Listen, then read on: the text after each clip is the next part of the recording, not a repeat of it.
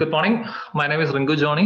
We are speaking aiders, and today we're going to discuss about reading section in detail. So, നമുക്ക് എങ്ങനെ reading practice ചെയ്യാം, എങ്ങനെ അത് workout ചെയ്യാം, എങ്ങനെ ഒരു B score കിട്ടുമെന്ന് നമുക്ക് നോക്കാം. എങ്ങനെ പ്രാക്ടീസ് ചെയ്യാം. ബേസിക്കലി ഞാൻ എക്സ്പ്ലെയിൻ ചെയ്യാൻ പോകുന്നത് ഞാൻ എന്തൊക്കെ ചെയ്തു, പിന്നെ എന്തൊക്കെയാണ് റീഡിങ്ങിന്റെ ബേസിക്സ്, എന്തായിരുന്നു എന്റെ പ്രാക്ടീസ്, മോഡ് ഓഫ് പ്രാക്ടീസ് എന്താണ്, എങ്ങനെ 30 മാർക്സ് ഒപ്പിക്കാം, ഇതാണ് നമ്മൾ ബേസിക്കലി ചെയ്യാൻ പോകുന്നത്. Okay, so let's move on. Let's move to the basic rules. Basic rules എന്ന് പറയുന്നത് റീഡിങ്ങിൽ 3 പാർട്സ് ആണ്. Part A, part B, part C. ഈ 3 പാർട്സിലും കൂടി മൊത്തം നമുക്ക് 42 ക്വസ്റ്റ്യൻസ് ഉണ്ടാവും. പാർട്ട് എയില് 20 question, part B 6 question, part C 16 question. Each timings എന്ന് പറയുന്നത് പാർട്ട് എയില് 15 മിനിറ്റ്സ് ആണ്. Part B and part C നമുക്ക് 45 മിനിറ്റ്സ് ഉണ്ട്. ഡിപ്പെൻഡിങ് അപ്പോൾ നിങ്ങൾക്ക് അത് ഡിവൈഡ് ചെയ്യാം. പക്ഷെ ഞാൻ ഡിവൈഡ് ചെയ്തു എന്നുള്ളത് ഞാൻ പറഞ്ഞുതരാം. ഓക്കെ, ദെൻ എങ്ങനെ നമുക്ക് ഈ 3 മൊഡ്യൂളും കൂടി 30 മാർക്സ് എങ്ങനെ സ്കോർ ചെയ്യാന്നും കൂടി നമുക്ക് നോക്കാം.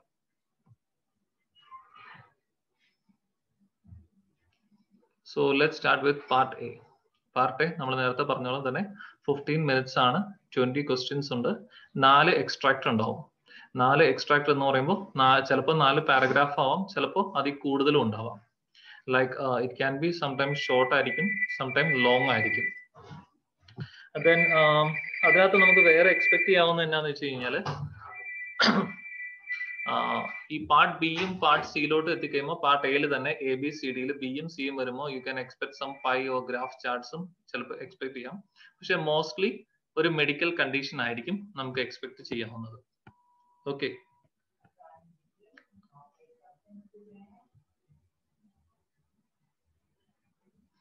അതിനൊരു എക്സാമ്പിൾ പറയുകയാണെങ്കിൽ, ഫോർ എക്സാമ്പിൾ നമുക്ക് ഇന്നിപ്പോ ഒരു സ്ട്രോക്ക് എടുക്കാം. സ്ട്രോക്ക് ഒരു എക്സാമ്പിൾ എടുത്തിട്ട്, സ്ട്രോക്ക് എന്ന് പറയുമ്പോൾ അതിനകത്ത് വരുന്നത് മോസ്റ്റ്ലി ബേസിക്കലി സ്ട്രോക്കിന്റെ ഡെഫിനിഷൻ വരാം, സ്ട്രോക്കിന്റെ കോസസ് വരാം പാർട്ട് ബി ആയിട്ട്, പാർട്ട് സി മാനേജ്മെന്റ് വരാം, പ്രിവെൻഷൻ വരാം പാർട്ട് ഡി ആയിട്ട്, എ ബി സി ഡി. ചിലപ്പോ വൈസ് വേഴ്സ വരാം. അതായത് ചിലപ്പോൾ ഒരു ഗ്രാഫ് വന്നിട്ട് ഒരു രാജ്യത്ത് ഇപ്പൊ എങ്ങനെയാണ് അതിന്റെ ഓരോ വർഷത്തെ അതിന്റെ ഗ്രാഫ്, സർവീസ് അതൊക്കെ തരാൻ ചിലപ്പോൾ പാർട്ട് സിയിൽ, ചിലപ്പോൾ കോസസിന് വരാം, അല്ലെങ്കിൽ പ്രിവെൻഷൻ വരും. അത് മാറി മാറി വന്നുകൊണ്ടിരിക്കും. ഇനി പാർട്ട് എയില് എങ്ങനെ നമുക്ക് സ്കോർ ചെയ്യാന്ന്, ഈ ഐഡിയാസ് എന്ന് പറയുന്നത് ഞാൻ വർക്ക്ഔട്ട് ചെയ്ത കാര്യങ്ങളാട്ടോ. ഞാൻ വർക്ക്ഔട്ട് ചെയ്തെന്ന്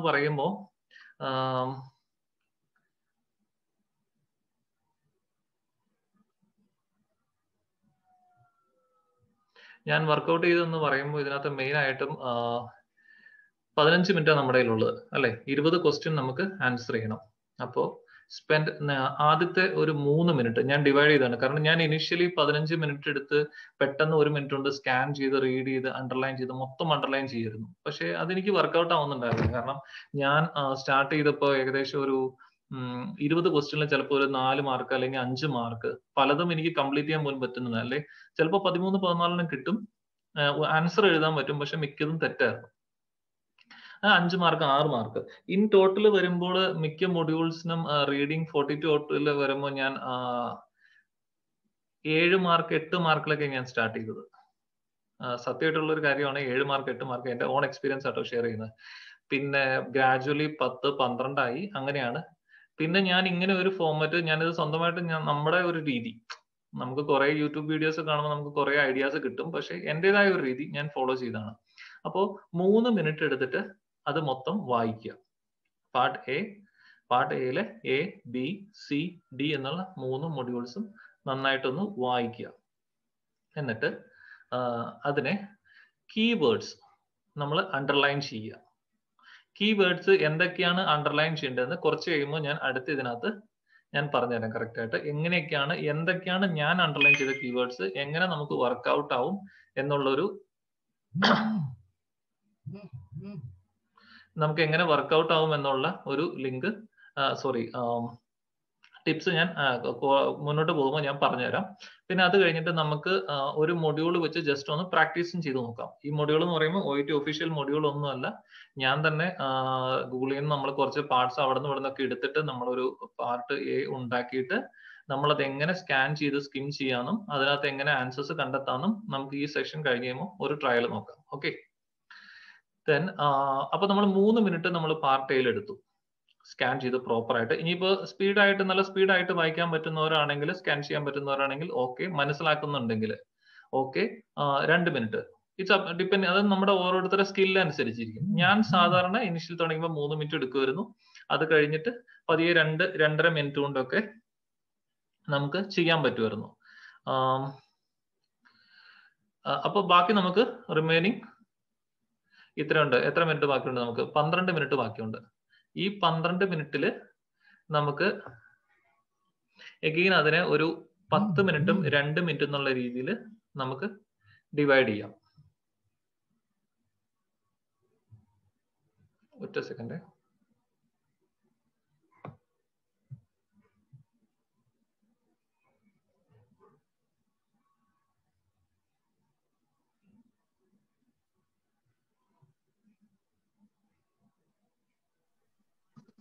ഓക്കെ, 10 മിനിറ്റും 2 മിനിറ്റും ഒന്ന് ഡിവൈഡ് ചെയ്യാം. ആ അടുത്ത 10 മിനിറ്റിൽ നമ്മുടെ സ്കാനിങ് കഴിഞ്ഞതിന് ശേഷം ഒരിക്കലും 1 to 7 സ്റ്റാർട്ട് ചെയ്യരുത്. Start from 8 to 20. അതായത് ആ ഒരു 8 to 20 എന്ന് പറയുമ്പോൾ മിക്കവാറും അതെന്തായിരിക്കും, ഷോർട്ട് നോട്ട് എഴുതാനായിരിക്കും, അല്ലെങ്കിൽ എന്തെങ്കിലും ഒരു ഫ്രേസ് എഴുതാനായിരിക്കും. അവിടെ നിന്ന് സ്റ്റാർട്ട് ചെയ്യുക. ഈ കീവേഡ്സ് നമ്മൾ പ്രോപ്പർ ആയിട്ട് നമ്മൾ അണ്ടർലൈൻ ചെയ്യുന്നതുകൊണ്ട് നമുക്ക് കറക്റ്റ് ആയിട്ട് പെട്ടെന്ന് പെട്ടെന്ന് ക്യാച്ച് ചെയ്യാൻ പറ്റും. 8 to 20 സ്റ്റാർട്ട് ചെയ്യുക. ദെൻ അത് നമുക്കൊരു 10 മിനിറ്റ് കൊണ്ട് ഡെഫിനറ്റ് ആയിട്ടും ഫിനിഷ് ചെയ്യാൻ പറ്റും. ദെൻ നെക്സ്റ്റ് 2 മിനിറ്റ്സിൽ 1 to 7, ചിലപ്പോൾ 2 മിനിറ്റ്സ് പോലും വേണ്ടി വരില്ല, ഒരു 30 സെക്കൻഡ്സ് കൊണ്ട് നമുക്ക് ഫിനിഷ് ചെയ്യാൻ പറ്റും. അപ്പോൾ നമ്മൾ അത് പ്ലാൻ ചെയ്യുക. നമുക്ക് ഇച്ചിരി ടൈം എടുക്കുന്നുണ്ടെങ്കിൽ ലാസ്റ്റിലോട്ട് നമ്മൾ പ്ലാൻ ചെയ്യുക പ്രോപ്പർ ആയിട്ട് എങ്ങനെ. പിന്നെ മറ്റൊരു കാര്യം വെച്ചാൽ, ഞാനിപ്പോ ഈ ഒരു മെത്തേഡ് ഞാൻ പ്രാക്ടീസ് ചെയ്തപ്പോഴും ഇനിഷ്യലി ഞാൻ അത്യാവശ്യം നന്നായിട്ട് സ്ട്രഗിൾ ചെയ്തു. പക്ഷെ പോകെ പോകെ അത്യാവശ്യം നന്നായിട്ട് സ്കോർ ചെയ്യാൻ തുടങ്ങി. പിന്നെ ഒരു ലാസ്റ്റ് ഒക്കെ ആയപ്പോഴേക്കും ഏകദേശം ഞാനൊരു മോസ്റ്റ്ലി ഒരു 95% 20 out of 20 ഞാൻ സ്കോർ ചെയ്യുന്നുണ്ടായിരുന്നു. അപ്പൊ അത് എന്നെ സംബന്ധിച്ച് ഒരു ഭയങ്കര ചേഞ്ച് ആയിരുന്നു. അപ്പൊ അതുകൊണ്ടാണ് ഞാൻ ഇതൊക്കെ ഒന്ന് ഷെയർ ചെയ്യാന്ന് വിചാരിച്ചത്, ഈ ഐഡിയാസ്. ഡെയിലി എക്സാമിന് ഒരു 10 to 12 ഡേയ്സ് മാത്രമാണ് ഞാൻ ഓഫ് എടുത്തത്. ഞാനും വർക്കിംഗ് ആണ്. ആ ഒരു 12 ഡേയ്സിൽ ഞാൻ ഡെയിലി 2 അല്ലെങ്കിൽ 3 പാർട്ട് എ മെയിൻ ആയിട്ട് ഞാൻ ചെയ്തിരുന്നു. ആ പാർട്ട് എ പ്രോപ്പർ ആയിട്ട് പാർട്ട് എ ചെയ്തിട്ട് നമുക്കൊരു 18 to 20 ചെയ്യാൻ പറ്റുമെങ്കിൽ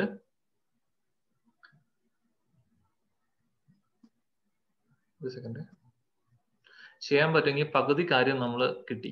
അത് കിട്ടിക്കഴിഞ്ഞാൽ തന്നെ നമുക്കൊരു 18 to 20 ആൻസർ ചെയ്താൽ തന്നെ നമുക്ക് നല്ലൊരു കോൺഫിഡൻസ് വരും മുന്നോട്ട്. ആ ഒരു നെഗറ്റീവ് വൈബ് ഉണ്ടാവത്തില്ല പിന്നെ റിയൽ എക്സാമിന് നമ്മൾ അറ്റൻഡ് ചെയ്യുമ്പോൾ. ഇപ്പോൾ എന്നെ സംബന്ധിച്ച് ഞാൻ എക്സാം എഴുതിയപ്പോൾ എനിക്ക് കിട്ടിയ ടോപ്പിക് പാർട്ട് എ അനാഫലറ്റിക് ഷോക്ക് ആയിരുന്നു. ഞാൻ എൻ്റെ ഒരു മെത്തേഡ് വെച്ച് 3 മിനിറ്റ്സ് 2.5 മിനിറ്റ്സ് വെച്ച് അത് പ്രോപ്പറായിട്ട് അത് ചെയ്തു. റീഡിങ് കഴിഞ്ഞിട്ട് ഞാൻ അണ്ടർലൈൻ ചെയ്തൊക്കെ വെച്ചു. അതിനുശേഷം നെക്സ്റ്റ് 10 മിനിറ്റ്സ് ആണ് എൻ്റെ പ്രോപ്പർ പ്ലാനിങ്. പക്ഷേ ഞാൻ 20 ആൻസേഴ്സും കഴിഞ്ഞ് ഞാൻ പിന്നെ ഏകദേശം ഒരു 2 to 3 മിനിറ്റ്സ് ഞാൻ വെറുതെ ജസ്റ്റ് പ്രൂഫ് റീഡിങ് ചെയ്ത് ഇങ്ങനെ ഫ്രീ ആയിട്ട് ഇരിക്കുമായിരുന്നു. കാരണം അത് വർക്കൗട്ട് ആയി.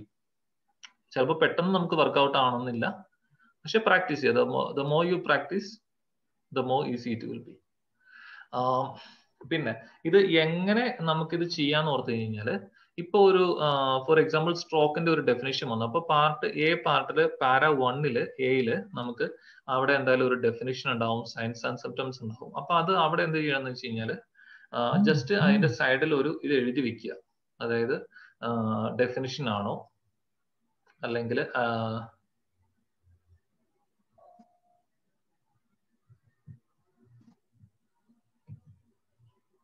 ഓക്കെ, ഒരു ഷോർട്ട് നോട്ട് നമ്മൾ എപ്പോഴും മേക്ക് ചെയ്യുക. ആ ഷോർട്ട് നോട്ട് എന്ന് പറയുന്നത് എക്സാമ്പിൾ എന്ന് പറയുമ്പോൾ ഇപ്പോൾ ഫസ്റ്റ് പാരയിൽ ചിലപ്പോൾ ഡെഫിനിഷൻ കാണും.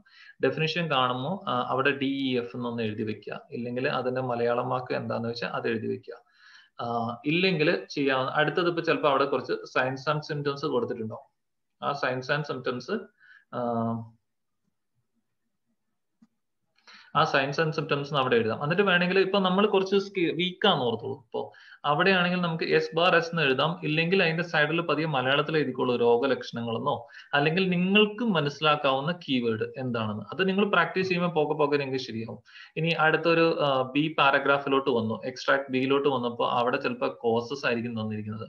അപ്പൊ അവിടെ വേണമെങ്കിൽ കാരണങ്ങൾ എന്ന് എഴുതാം. ഇനിയിപ്പോ ആ കാരണങ്ങളൊക്കെ ഒരു 4 5 തന്നിട്ടുണ്ടെന്ന് ഓർത്തോ. ഫോർ എക്സാമ്പിൾ സ്ട്രോക്കിന്റെ ഇപ്പൊ ഒരു പല ഡിവൈഡ് ചെയ്യും. അതിന്റെ കാരണങ്ങൾ പലതരത്തിലുള്ള സ്ട്രോക്ക് വരാം. അതായത് ചിലപ്പോൾ ഇസ്കീമിക് സ്ട്രോക്ക് വരാം, ഹെമറേജിക് വരാം. അപ്പൊ അവിടെ ഒരു 4 5 കാരണങ്ങൾ തന്നിട്ടുണ്ട്. അപ്പൊ അതിന് ഇസ്കീമിക്കിന്റെ മേളിലായിട്ട് 1 എഴുതുക. ഇപ്പൊ TIA തന്നിട്ടുണ്ടെങ്കിൽ അവിടെ 2 എഴുതുക. ഹെമറേജിക് സ്ട്രോക്ക് എന്ന് എഴുതിയിട്ടുണ്ടെങ്കിൽ അവിടെ 3 എഴുതുക. അപ്പൊ നമുക്ക് പിന്നീട് നമ്മൾ തപ്പാൻ പോകുമ്പോൾ ആ ഒരു ഭാഗത്ത് നമുക്കൊരു ബുദ്ധിമുട്ട് വരത്തില്ല. വേറൊരു മെയിൻ ഇമ്പോർട്ടന്റ് കാര്യം എന്ന് വെച്ച് കഴിഞ്ഞാൽ never leave any questions unattended. അതായത് ആൻസർ കിട്ടിയില്ലെങ്കിൽ വിടുക, അടുത്ത ക്വസ്റ്റ്യനിലോട്ട് പോവുക. സമയം ഒത്തിരി കളയരുത്. കാരണം നമുക്ക് ആ കൂടി 15 മിനിറ്റ് ഉള്ളൂ. പക്ഷേ അത് അൺഅറ്റൻഡ് ചെയ്യും. എന്തേലും ഒരു ക്ലൂ തോന്നുന്നത് അവിടെ എഴുതി വെച്ചേക്കുക. എന്തേലും ചിലപ്പോ കമ്പ്യൂട്ടറൈസ്ഡ് കറക്ഷൻ ആണ്. അപ്പൊ ചിലപ്പോ എന്തേലും ഒരു ഇത് വെച്ച് നമുക്ക് ആ ഒരു പർട്ടിക്കുലർ ഡേയിൽ നമ്മുടെ ഒരു ലക്ക് ഫാക്ടറും ഇതൊക്കെ കൊണ്ട് നമുക്ക് അവിടെ ഒരു ചിലപ്പോൾ ഒരു സ്കോർ കിട്ടാൻ ചാൻസ് ഉണ്ട്. അത് പിന്നെ ദൈവാനുഗ്രഹം, പ്രാർത്ഥിക്കുക, അത് ഏറ്റവും വലിയ കാര്യം. പിന്നെ വേറെ ഒന്ന് ശ്രദ്ധിക്കേണ്ട കാര്യം, മിക്കവാറും ഇവര് സിനമൺസ് തന്നിട്ടുണ്ടാവും, വിപരീത പദം. അപ്പോ അതും കൂടി ഒന്ന് ശ്രദ്ധിക്കുക. അപ്പൊ അങ്ങനെയൊക്കെ ഉണ്ടെങ്കിൽ ജസ്റ്റ് അവിടെ ഒന്ന് റൗണ്ട് ചെയ്യുവോ, അല്ലെങ്കിൽ ആ സിനമൺ എന്താണെന്ന് ഓർത്തിരിക്കുകയോ, അല്ലെങ്കിൽ പെട്ടെന്ന് ചിലപ്പോൾ നമുക്കിപ്പോ ഒരു വേർഡ് കിട്ടും. അപ്പോ എന്താ പറയാ, റെസിസ്റ്റ് എന്നായിരിക്കും ചിലപ്പോൾ കൊടുത്തിരിക്കുന്നത്. അപ്പോൾ അതിന്റെ നേരെ ചിലപ്പോൾ റെസിസ്റ്റിന്റെ ഓപ്പോസിറ്റോ അല്ലെങ്കിൽ അങ്ങനത്തെ കാര്യങ്ങളൊക്കെ ജസ്റ്റ് ഒന്ന് ഓർത്തിരിക്കുക. അല്ലെങ്കിൽ സോറി, അതിന്റെ നെക്സ്റ്റ് മീനിങ് എന്താണ്, അല്ലെങ്കിൽ ഒരു ആൾട്ടർനേറ്റീവ് വേർഡ് എന്താണോ, സോറി വിപരീതപദമല്ല, സിനിമൺ എന്താണോ അത് എഴുതി വയ്ക്കുക. വേറൊന്ന് മെയിൻ ഇമ്പോർട്ടന്റ് കാര്യം, കീവേഡ്സ്. അതായത് ഈ കോൺട്രാസ്റ്റിംഗ് വേർഡ്സും കണക്റ്റീവ്സും അവർ ഭയങ്കരമായിട്ട് തരും. അതായത് ഇപ്പൊ അതിനിപ്പോ എക്സാമ്പിൾ പറഞ്ഞു കഴിഞ്ഞാൽ ചിലപ്പോ ഒരു വലിയ കാര്യം പറയുമ്പോഴായിരിക്കും അതിന്റെ ഇടയ്ക്ക് അവരൊരു ബട്ട് കൊടുത്തിട്ടുണ്ടോ, ഇല്ലെങ്കിൽ ഒരു ഹൗവർ കൊടുത്തിട്ടുണ്ടോ, ഇല്ല വേറെ പറയും വിച്ച് കോസസ്, അല്ലെങ്കിൽ ലീഡിങ് ടു, ഇങ്ങനെ കുറെ കുഞ്ഞു സാധനങ്ങൾ അവർ തന്നിട്ടുണ്ടോ, അതൊക്കെ ഒന്ന് ജസ്റ്റ് ഒന്ന് അണ്ടർലൈൻ ചെയ്യുക. അല്ലെങ്കിൽ അഡീഷണലി, അങ്ങനെ കുറച്ച് കാര്യങ്ങൾ അവർ തന്നിട്ടുണ്ടോ. അപ്പോൾ ആ വക കാര്യങ്ങളൊക്കെ ഒന്ന് ജസ്റ്റ് ഒന്ന് അണ്ടർലൈൻ ചെയ്യുക. അപ്പോൾ ബട്ട് വന്നു കഴിയുമ്പോൾ ഉറപ്പായിട്ടും നമുക്ക് മനസ്സിലാവും. എന്നിരുന്ന ഈ പറഞ്ഞത് ആണെങ്കിലും അതിന്റെ ഓപ്പോസിറ്റ് ഉണ്ട്. അല്ലെങ്കിൽ ഹൗവർ, എനിക്ക് നടക്കാൻ ഇഷ്ടമാണ്, ഹൗവർ നടക്കണമെങ്കിൽ എനിക്ക് വാക്കിംഗ് സ്റ്റിക്കിന്റെ ആവശ്യമുണ്ട്. അപ്പൊ അതൊരു കോൺട്രാസ്റ്റിംഗ് ആണ്. അപ്പൊ ആ കോൺട്രാസ്റ്റിംഗ് ഒക്കെ ഒന്ന് ജസ്റ്റ് ഒന്ന് ശ്രദ്ധിക്കുക. പിന്നെ ചിലപ്പോൾ എന്തെങ്കിലും കാരണങ്ങൾ പറയുകയാണെങ്കിൽ വിച്ച് കോസ്, ഒരു കാര്യം ചിലപ്പോൾ പെട്ടെന്ന് പറഞ്ഞിട്ട് ഇപ്പൊ ഇസ്കീമിക് അറ്റാക്ക് അല്ലെങ്കിൽ ട്രാൻസിയന്റ് ഇസ്കീമിക് അറ്റാക്ക് എന്ന് പറഞ്ഞിട്ട് വിച്ച് കോസസ് എന്ന് പറഞ്ഞ് ഡയറക്ട്ലി അവിടെ കുറച്ച് കാര്യങ്ങൾ. അപ്പൊ ആ വിച്ച് കോസസ് ഒക്കെ അണ്ടർലൈൻ ചെയ്ത് വെച്ച് കഴിഞ്ഞാൽ അതൊക്കെ ഒരു വലിയ കീവേഡ്. അത് കോൺട്രാസ്റ്റ് ചെയ്യാന്ന് പറയും, അല്ലെങ്കിൽ കണക്ട് ചെയ്യാന്ന് പറയും, ലീഡിങ് ടു അഡീഷണലി. അപ്പോൾ പാർട്ട് എയുടെ ബേസിക് പ്രിൻസിപ്പിൾസ് ഇതൊക്കെയാണ്. ഷോർട്ട് നോട്ട് മേക്ക് ചെയ്യുക സൈഡിൽ, അതായത് നമുക്ക് മനസ്സിലാവുന്ന രീതിയിൽ either English or in Malayalam, ഏത് വേണമെങ്കിലും ചെയ്യുക. സൈൻസ് ആൻഡ് സിംപ്റ്റംസ് രോഗലക്ഷണങ്ങളെന്നോ കാരണങ്ങളെന്നോ എന്താന്ന് വെച്ചാൽ അത് മെൻഷൻ ചെയ്യുക. ക്വസ്റ്റ്യൻ അറ്റൻഡ് ചെയ്യാണ്ട് വിടരുത്. എന്താന്ന് വെച്ചാൽ കിട്ടുന്ന ഒരു ഉത്തരം, അല്ലെങ്കിൽ നമുക്ക് ഗസ് വർക്കിൽ തോന്നുന്ന ഒരു സാധനം, ഗസ് വർക്ക് എന്ന് പറയുമ്പോൾ അതിലൂടെ ഉള്ള സാധനമായിരിക്കണം കേട്ടോ കറക്റ്റ് ആയിട്ട്, അത് എഴുതണം. പിന്നെ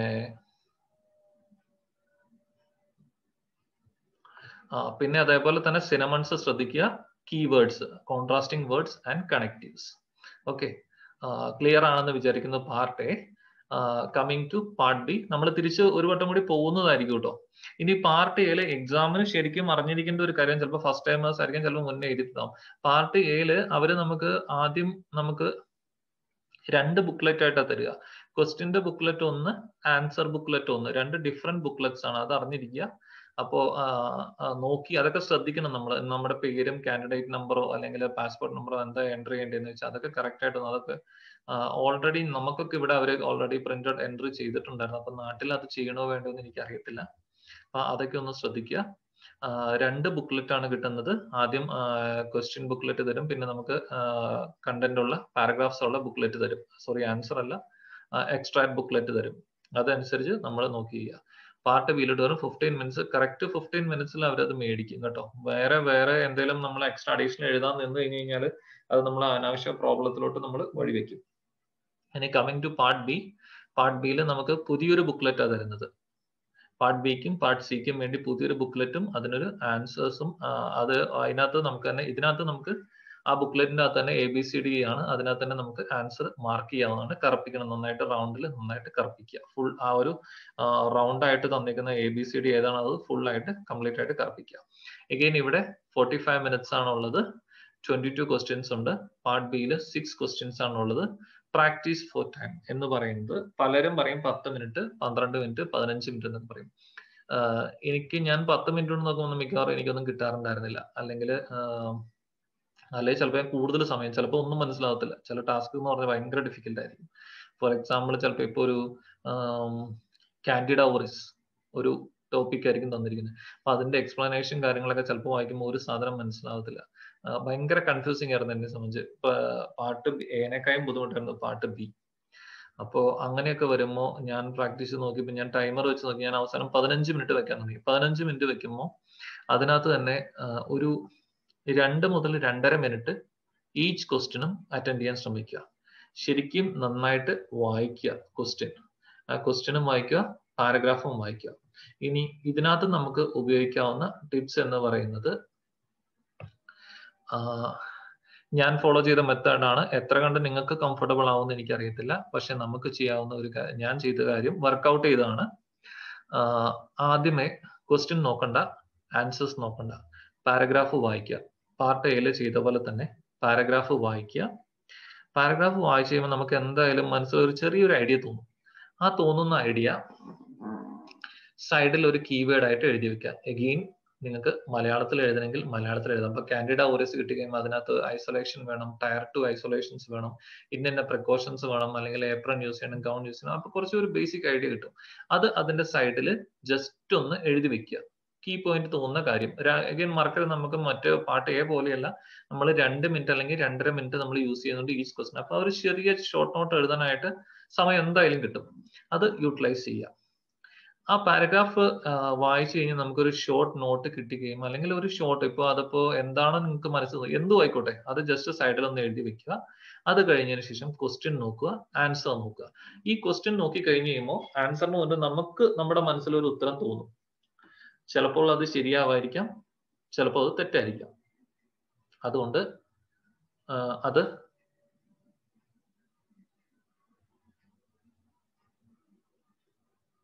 ഒരു സെക്കൻഡ്.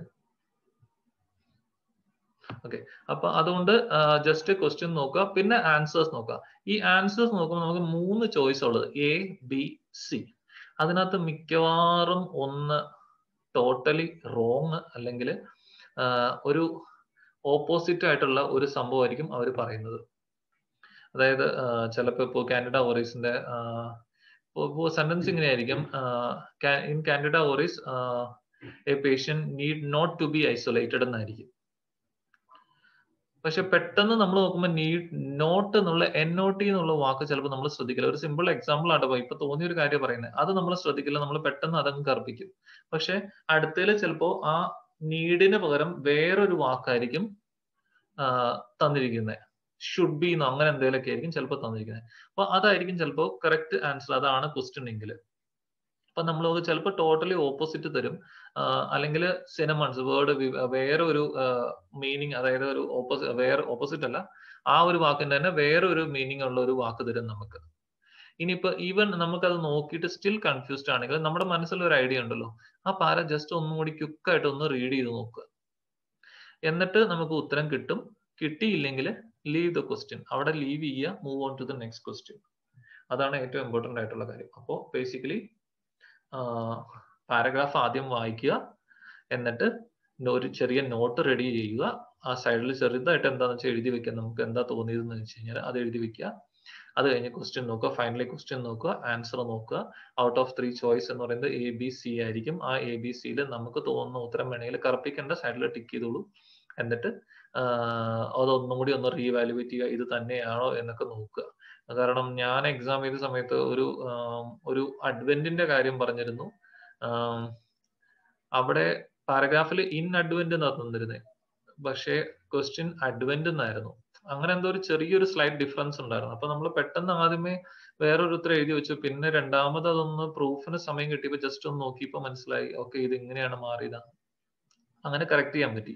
ടൈം കിട്ടും പ്രാക്ടീസ് ചെയ്യാൻ. പ്രോപ്പർ ആയിട്ട് നന്നായിട്ട് പ്രാക്ടീസ് ചെയ്ത് കഴിഞ്ഞാൽ ഉറപ്പായിട്ടും ടൈം കിട്ടും. പിന്നെ ഞാൻ എപ്പോഴും നമ്മൾ സ്പീക്കിംഗ് സെഷന് വരുമ്പോൾ ഞാൻ എല്ലാവരോടും ഞാൻ പറയാറുണ്ട്, ഒറ്റ ഒരു കാര്യമുള്ളൂ, നമുക്ക് ഒരേ ഒരു ഡ്രീം ഉള്ളൂ. അതെന്താണത്? OET ഇത് പാസ്സാവുക എന്നുള്ളത്. അപ്പൊ ആ ഒരു ഡ്രീമിനോട് ഇച്ചിരി ഒന്ന് കഷ്ടപ്പെടേണ്ടി വരും. ഇപ്പൊ ഈവൻ ഞാനൊക്കെ ആണെങ്കിൽ പോലും ഞങ്ങളൊക്കെ ഡ്യൂട്ടി ഒക്കെ കഴിഞ്ഞ് വന്നിട്ടാണ് ഈവനിങ്ങിൽ ഡെയിലി എല്ലാ ദിവസവും ഒരു റീഡിംഗ് മെറ്റീരിയൽ പ്രാക്ടീസ് ചെയ്യും. അപ്പൊ അതുകൊണ്ട് അല്ലെങ്കിൽ ഒരു റൈറ്റിങ്ങിന് ജസ്റ്റ് ഒരു ഇൻട്രൊഡക്ഷൻ എഴുതി നോക്കും. കാരണം അതൊക്കെ ഇൻട്രൊഡക്ഷൻ ഒക്കെ ഭയങ്കര ഇമ്പോർട്ടന്റ് ആയിട്ടുള്ള കാര്യമാണ് റൈറ്റിംഗ് വരുന്നത്. പിന്നെ അതേപോലെ തന്നെ 2-2.5 മിനിറ്റ് അത് കോൺസെൻട്രേറ്റ് ചെയ്യുക. ഉത്തരം കിട്ടിയില്ലെങ്കിൽ മൂവ് ഓൺ, അത്രേ ഉള്ളൂ. ഹോപ്പ് ഇതുവരെ ക്ലിയർ ആണെന്ന് വിചാരിക്കുന്നു. Coming to part C. Part സിയില് അഗെയിൻ നമുക്ക് 22 ക്വസ്റ്റ്യൻ ആണുള്ളത്. ഒരു കാര്യം ശ്രദ്ധിക്കുക, കാരണം നമുക്ക് ഇവിടെ നമ്പർ ഇടേണ്ട ആവശ്യമില്ല. അതുകൊണ്ട് നമ്മൾ പ്രാക്ടീസ് ചെയ്യുമ്പോൾ നമ്മൾ നമ്പർ ഇട്ട് പഠിക്കും. പക്ഷെ നമ്പറിൽ ശ്രദ്ധിക്കുക, 1 to 20 പാർട്ട് എ, പിന്നെയും 1 മുതൽ 1 മുതലാണ് തുടങ്ങുന്നത്. 1 to 6 part B and 7 to 22 എന്ന് പറയുന്നതാണ് പാർട്ട് സി. അതിനകത്ത് 8 ക്വസ്റ്റ്യൻ ആണ്. 8 പാർട്ട് എ, 8 2 ആസ്പെക്ട്സ് ഉള്ളതിൽ ഒരെണ്ണത്തിനകത്ത് 8 ക്വസ്റ്റ്യൻ, രണ്ടാമത്തിലും second also there will be 8 questions. And possibly in each aspect there will be 6 to 8 paragraphs. And like I said before, 8 questions ഉണ്ടാവും.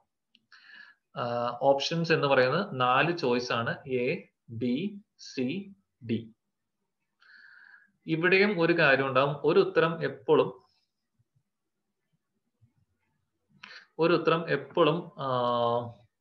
എന്താ പറയുക, ടോട്ടലി റോങ് ആയിരിക്കും. ഒരെണ്ണം മിക്കവാറും കറക്റ്റ് ആൻസർ എന്ന് പറയുന്നത് ഓപ്പോസിറ്റ് ആയിരിക്കും തന്നിട്ടുണ്ട്. വേർഡിന്റെ ഓപ്പോസിറ്റ് അല്ല, മറ്റൊരു മീനിങ് വരാവുന്ന ഒരു വേർഡ് ആയിരിക്കും. ഇപ്പോ എന്താ അതിനൊരു എക്സാമ്പിൾ പറയാൻ പെട്ടെന്ന്,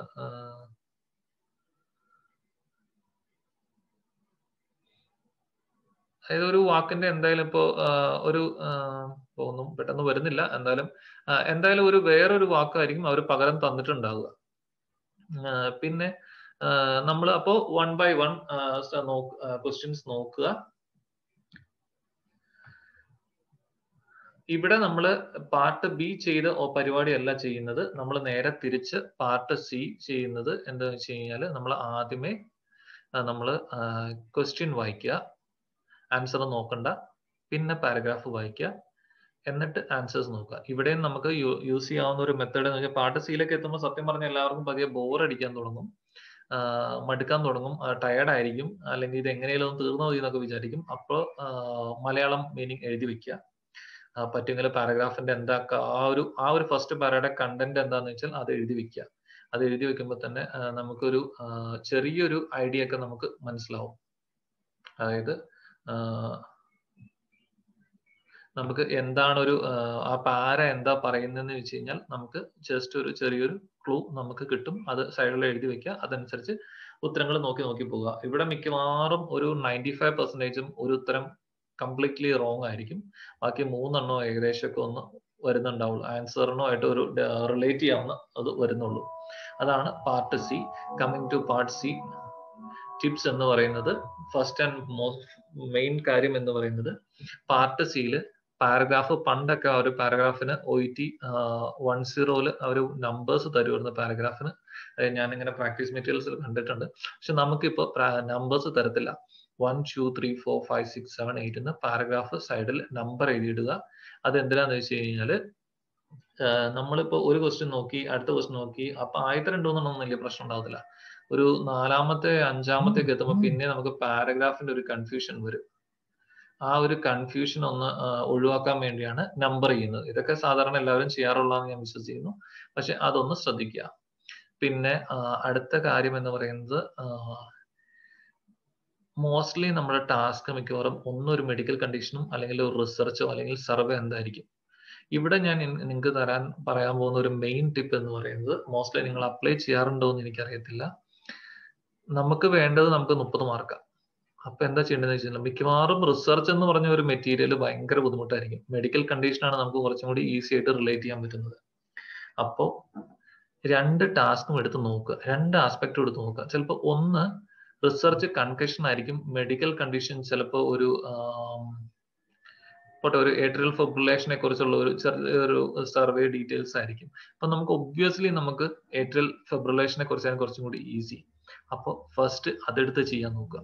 ഡെഫിനറ്റ് ആയിട്ട് നമുക്ക് സ്കോർ ചെയ്യാൻ എളുപ്പമായിരിക്കും. അതായത് ചിലപ്പോൾ നമ്മൾ ഈ ആദ്യത്തെ റിസർച്ച് എടുത്ത് 7 to 15 ഉള്ള റിസർച്ച് അല്ലെങ്കിൽ 7 to 14 ഉള്ള റിസർച്ച് എടുത്ത് കഴിയുമ്പോൾ ഒത്തിരി സമയം നമ്മുടെ കയ്യിൽ നിന്ന് പോകും. കാരണം നമുക്ക് റിമെമ്പർ നമ്മൾ 15 മിനിറ്റ് ആണ് ബിക്ക് യൂസ് ചെയ്ത്, ബാക്കി 30 മിനിറ്റ് നമ്മുടെ കയ്യിലുള്ള പാർട്ട്. ഇതിനകത്തെ തന്നെ ആ ഫസ്റ്റ് ആസ്പെക്ടിന് 15 മിനിറ്റും സെക്കൻഡ് ആസ്പെക്ടിന് 15 മിനിറ്റും, അങ്ങനെ മൊത്തം നമ്മൾ 15 മിനിറ്റ് ആണ് നമ്മൾ ഉദ്ദേശിക്കുന്നത് ഡിവൈഡ് ചെയ്യുന്നത്. ഞാൻ ചെയ്തുകൊണ്ടിരുന്നത് അങ്ങനെയാണ്.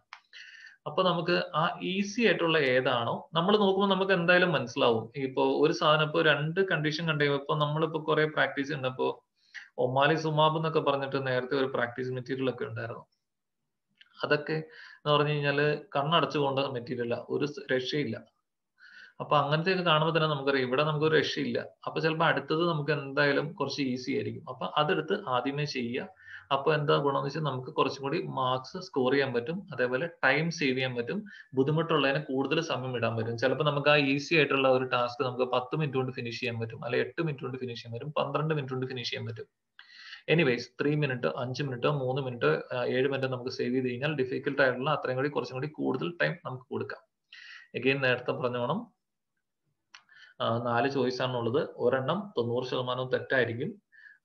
പിന്നെ ഒരു മെയിൻ ഒരു കാര്യം, ഇവിടെ പാർട്ട് എ പോലെയല്ല, ആൻസേഴ്സ് 1 to ഓർഡറിൽ തന്നെ ആയിരിക്കും. പാരഗ്രാഫ് വൈസ് 1 2 3 4 5 എന്ന ആ ഒരു ഓർഡറിൽ തന്നെ വരത്തുള്ളൂ. ഒരു പാര കഴിഞ്ഞു കഴിഞ്ഞാൽ പിന്നെ മുന്നോട്ട് നോക്കേണ്ട ആവശ്യമില്ല. ചിലപ്പോൾ ആ പാരയിൽ തന്നെ വരാം.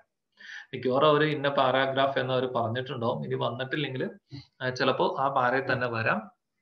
അങ്ങനെയാണെങ്കിൽ പ്രശ്നമില്ല. നമുക്ക് എന്നാലും നമ്മൾ അത് പാര വായിച്ചു കഴിയുമ്പോൾ നമുക്ക് മനസ്സിലാവും. ഓക്കെ, അതാണ് ഒരു കാര്യം.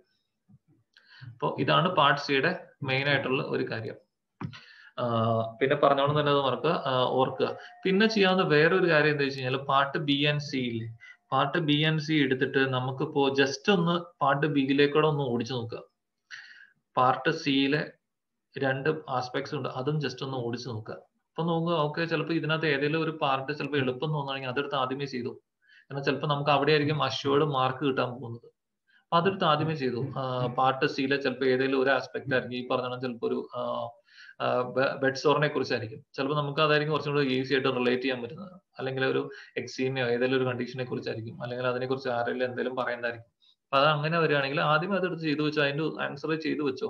അപ്പൊ നമുക്ക് അത്രയും 8 മാർക്ക് നമുക്ക് അവിടെ പെട്ടെന്ന് ക്വിക്കായിട്ട് സ്കോർ ചെയ്യാൻ പറ്റും.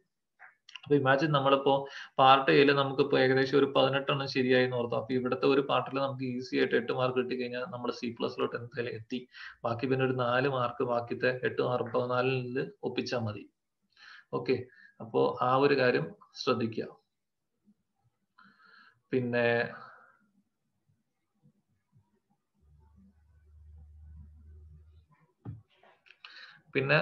ഫൈനലി നമ്മൾ പറഞ്ഞ പോലെ തന്നെ ഇത്രയൊക്കെയാണ് നോർമലി നമ്മൾ യൂസ് ചെയ്യുന്ന ടിപ്സ്.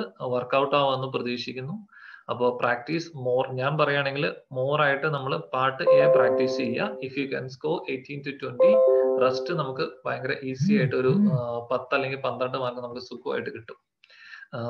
അത് എന്താ ചെയ്യുക, ഇപ്പോൾ 18 മാർക്ക് കിട്ടി കഴിഞ്ഞാൽ ബാക്കി 12 മാർക്ക് ഒപ്പിച്ചാൽ മതി. 20ൽ 20 കിട്ടി കഴിഞ്ഞാൽ ബാക്കി 10 ഒപ്പിച്ചാൽ മതി.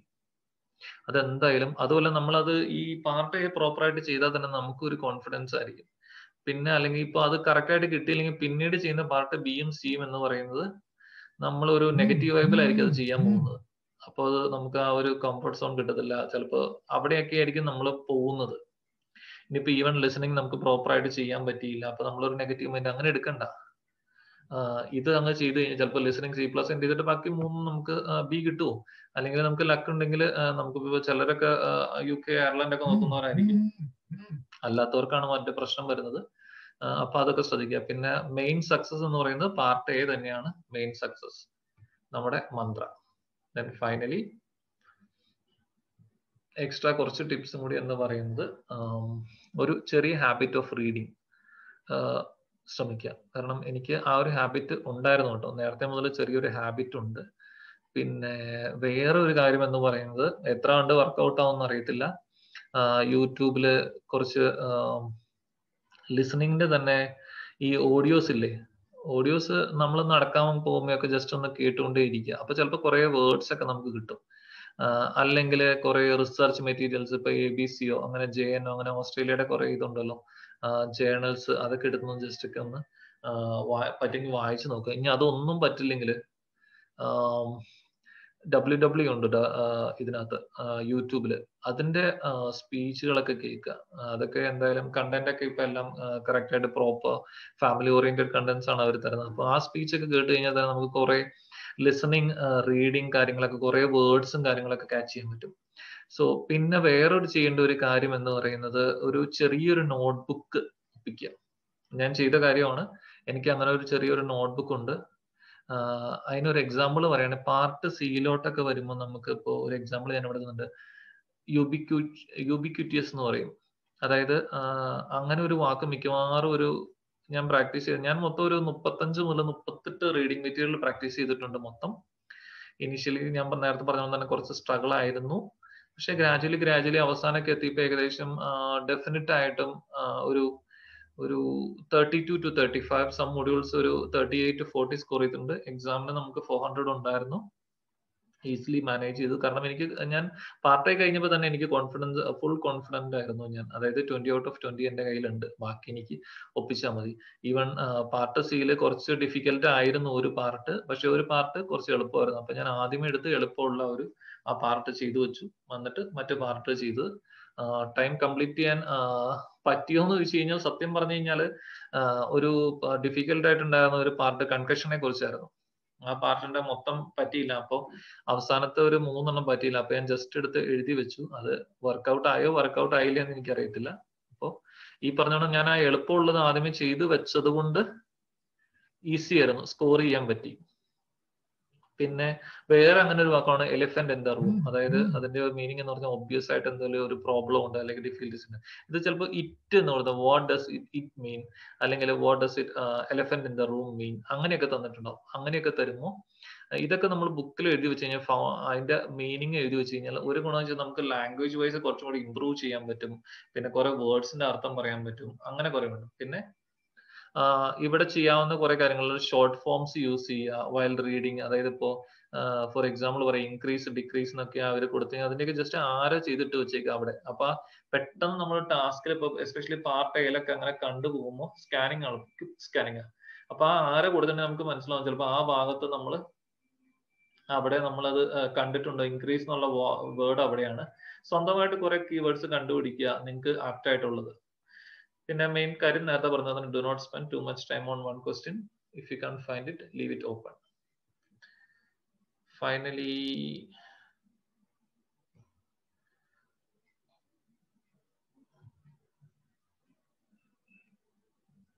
ഒരു മിനിറ്റ്.